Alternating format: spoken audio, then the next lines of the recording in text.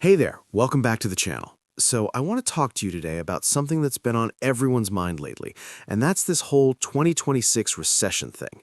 Now I know what you're thinking. You're probably thinking, oh great, another doom and gloom video about the economy. But stick with me here because I'm going to explain this in a way that actually makes sense. Like I'm literally explaining it to a 5-year-old. No complicated jargon, no confusing charts, just straight talk about what's really going on. So, let me start with a simple question. What even is a recession? Well, imagine you have a lemonade stand. During summer, everyone's buying lemonade. Business is booming, you're making great money. But then winter comes and nobody wants cold lemonade anymore. Your sales drop, you're making less money, and you might even have to let go of your helper who was squeezing lemons for you. That's basically what a recession is for an entire country. The economy slows down, businesses make less money, and unfortunately, some people lose their jobs. Now, here's the thing that I find really interesting. Recessions are actually a normal part of how economies work. It's kind of like breathing. You breathe in, you breathe out. Economies grow, then they shrink a little, then they grow again. It's been happening for hundreds of years.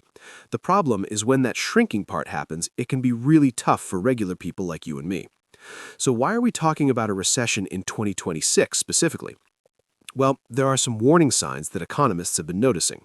Think of it like when you're about to catch a cold. You start feeling a little tired, maybe your throat feels scratchy, and you just know something's coming. The economy has those kinds of warning signs too. One of the biggest signs is something called interest rates. Now, I know that sounds boring, but stick with me, because this actually affects your life in a big way. When you borrow money to buy a house or a car, you pay interest on that loan. Over the past couple of years, interest rates have gone way up. The Federal Reserve, which is like the boss of all banks in America, raised these rates to fight inflation. And yes, inflation is just a fancy word for when everything gets more expensive. You've definitely noticed it at the grocery store. Here's where it gets interesting, though. When interest rates go up, borrowing money becomes more expensive. So fewer people buy houses, fewer people buy cars, businesses borrow less money to expand. Everything just slows down. It's like putting the brakes on a car that's been going too fast. The problem is sometimes you can brake too hard and the car stalls. That's what people are worried might happen in 2026. Another warning sign is what's happening in the job market. For a while there, jobs were everywhere. Companies couldn't hire people fast enough. But lately, things have been cooling off. Some companies are doing layoffs, others are freezing their hiring. When fewer people have jobs or when people are worried about losing their jobs, they spend less money. And when people spend less money, businesses make less money, which means they might have to lay off more people.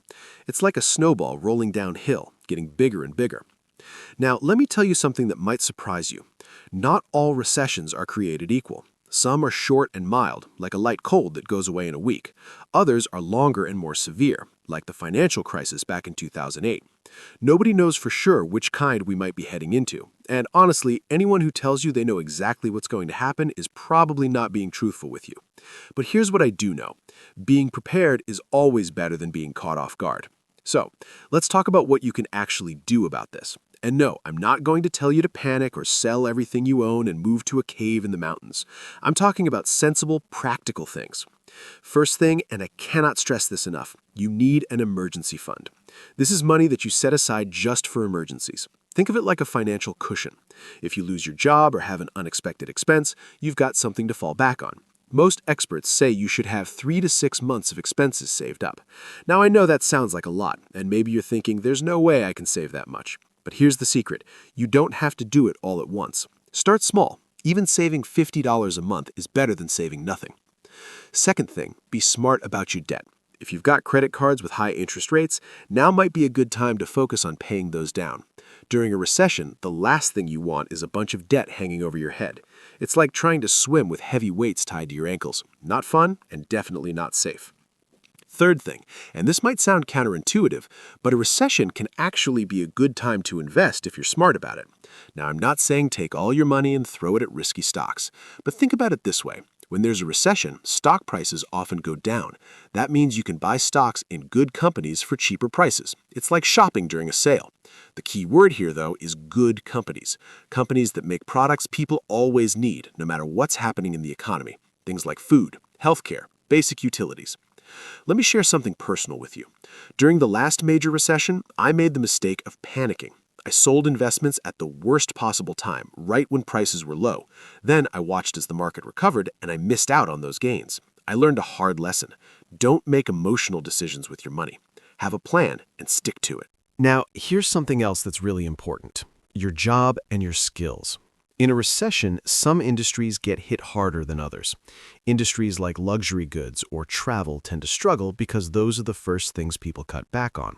But industries like healthcare, education, and technology tend to be more stable. This doesn't mean you need to quit your job and become a doctor, but it does mean you should think about building skills that are valuable no matter what's happening in the economy. Things like communication, problem solving, technical skills. These make you more valuable to employers and harder to replace. Also, this might be a good time to think about starting a side hustle if you don't have one already. I'm not talking about anything crazy or time-consuming, but having an extra source of income, even if it's just a few $100s a month, can make a huge difference during tough times. It's like having a backup generator when the power goes out. Now, I want to address something that I think is really important: the mental and emotional side of all this. It's easy to get stressed out and anxious when you hear about recessions and economic problems. Trust me, I get it. But here's what I've learned. Worrying about things you can't control doesn't help anyone. What does help is focusing on what you can control. You can control how much you save. You can control your spending habits. You can control how you invest your time in building skills. Focus on those things. One more thing I want to mention. Stay informed, but don't obsess over the news. The financial news media loves to create drama and fear because that's what gets clicks and views. They'll take every little piece of data and blow it up into a major crisis. Check in on the news, understand what's happening, but don't let it consume you. Live your life, enjoy time with your family and friends, do things that make you happy. Here's the bottom line, and I want you to really hear this. Yes, a recession in 2026 is possible. Yes, it might be challenging if it happens, but recessions always end. They're temporary. The economy has survived every single recession in history and has come back stronger. Your job is to be prepared, stay calm, and make smart decisions with your money. Remember that lemonade stand I mentioned at the beginning?